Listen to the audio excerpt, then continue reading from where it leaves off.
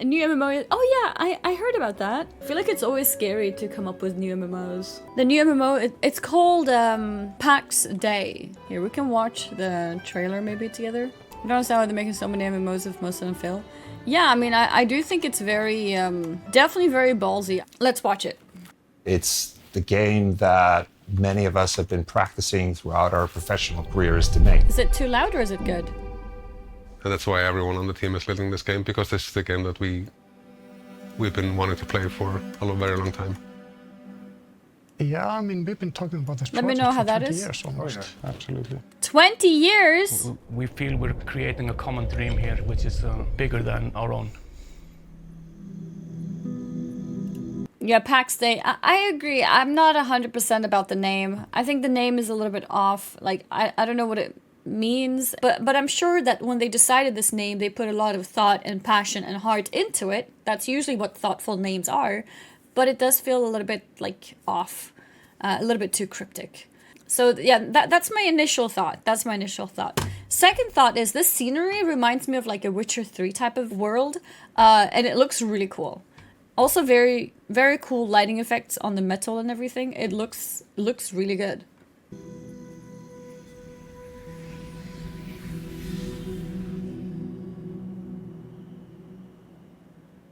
Pax Dei is very much what you want it Concept to be. art. It's a world. It's a place which is real, feels real. It's always there. But most importantly, you're there with other people. And that's really what the sandbox is all about. And we feel, you know, this is the holy grail in MMO design. So the name of the game, Pax Dei, like we're calling it the Speaking Divine of- Peace, and it's based on around the idea the way we're constructing the world is, as a new player, you start in. Okay, just by the fact that Pax Dei sounded very exotic, and because it sounded very different, I assumed straight away that there's been a lot of thought behind it. And as we can see in the intro, it's one of the very first topics that comes up here. It's one of the first things, the name of the game. And I think this is where it's like, it's kind of sad because I understand there was a lot of thought and process put into the name, but sometimes having just a simple name with less thoughts would potentially be more effective.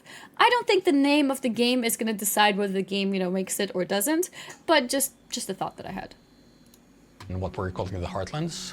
So these are safe valleys in which you're allowed to build with your friends and form the community. Oh, you can and do a lot build. of crafting. Have This looks so villages in. pretty. And these are like the peaceful areas that are guaranteed to like not be very dangerous. So you're going to be in relative safety sanctuaries? when you're in these areas. Yeah.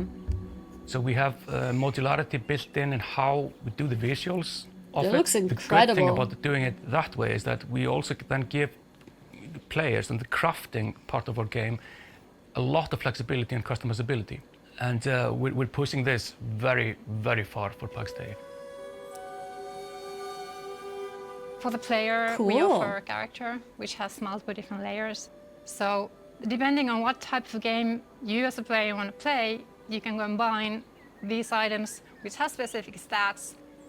The thing that I'm most proud about this game is the procedural costume and surface generator that I made for character art. Which So we is can expect a lot of procedural way gear of customization. controlling the metals and leathers in the game, how they behave and how they look. All of it is meant to at least be to some extent historically accurate. It goes extremely in depth and it offers a lot of visual variety. Oh, look at this, beautiful. You can then choose to go on adventures and like exit the Heartlands and start go exploring and go to like PvE adventures that are much more dangerous and like experience PvP when you're outside the valleys and you're basically not protected by the Divine Peace. What we have done is like a harvested bow a that lot you need of to myths aim. and fables from stories around the world and implement them in our own way. Magic is real. Ghosts are real. Magic is The real, extent guys. of knowledge is not known. And this basically plays onto our built-in instincts as humans, you know. We like home, we like cozy, but we're still curious about the darkness, you know. And we Are also we? want to We're experience curious about the adventure and danger darkness? sometimes. There's more in this world than it might seem at first. and that also provides the sort of progression into the game. Like the further you head out, the increasing the dangers and also the rewards would be. I think it will take a very long time if you want to really explore everything Lead of the world world. designer. But yeah, it's going to be super big.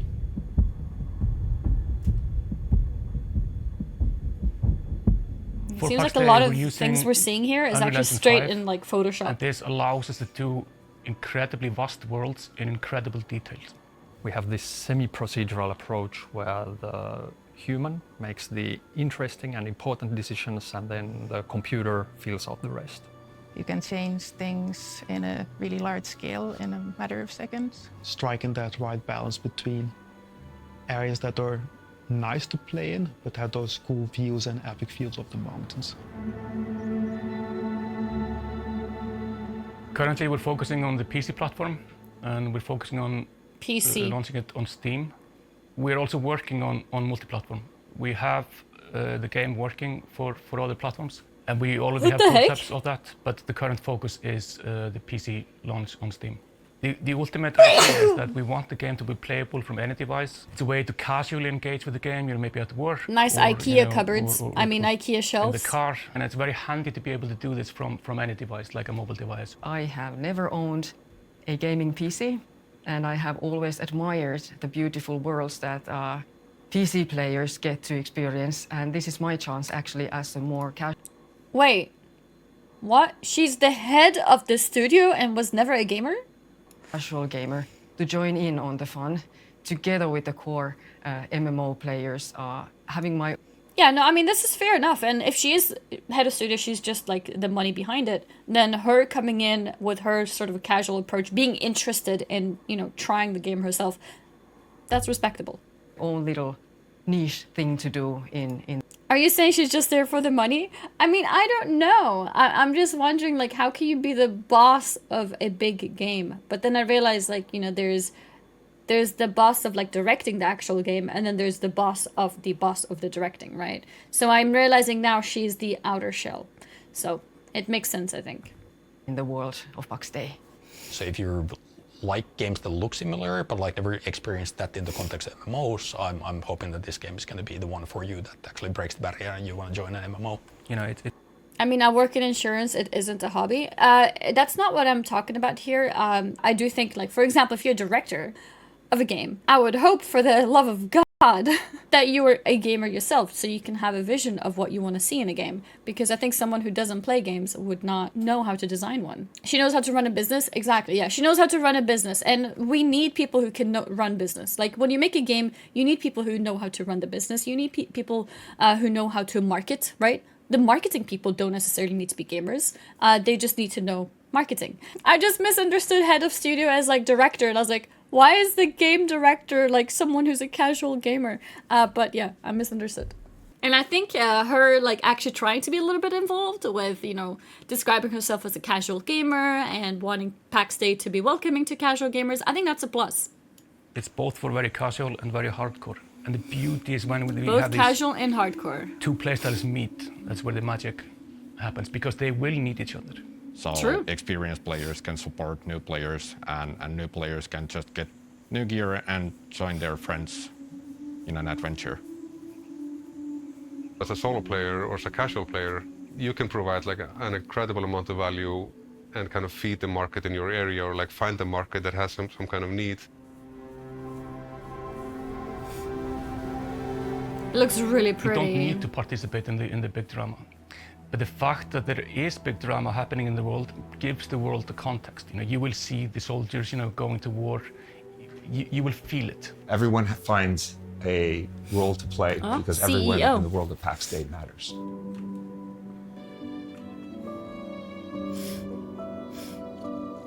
I got really excited about the game because I ran in the empty world. And I could imagine in my head, like at some point in years to come, all of these buildings will be built by somebody real, like an actual person. And that felt... That is cool. That felt really nice. I want to be part of this, building this crazy world. Yeah, they do sound Finnish. I think there's a lot of... it's actually done over multiple countries. I forgot which ones. Journey. Wow, her intro, sorry. We view being the stagehands of Pax Dei as being more like a marathon rather than a single performance. And that's kind of the key to standing up a world like this and also creating the team around it. We are incredibly excited to see how players will build, civilizations up from, the small house into the small villages, into the towns, into the cities, building up the infrastructure for farming and crafting and blacksmithing and alchemy and finding the resources and studying the magic. Seeing things that we haven't even imagined so far. The hallmark of any good MMO is to have an initial theory of how the game will evolve, but understand completely that the game in 10 years, 20 years will probably be completely different from the initial game. It's the game of a lifetime. I believe it's going to be something incredible. I can't wait. Look how for people Warcraft to changed. play the game and see how they like it. Yes, I want to see people's faces playing the game and discovering everything that we've prepared for them. The stage is yours, and we just can't wait to see the world that you make of it.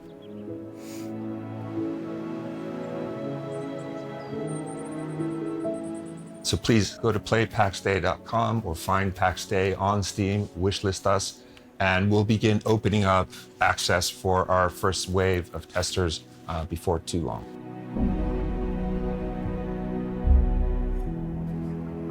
Okay.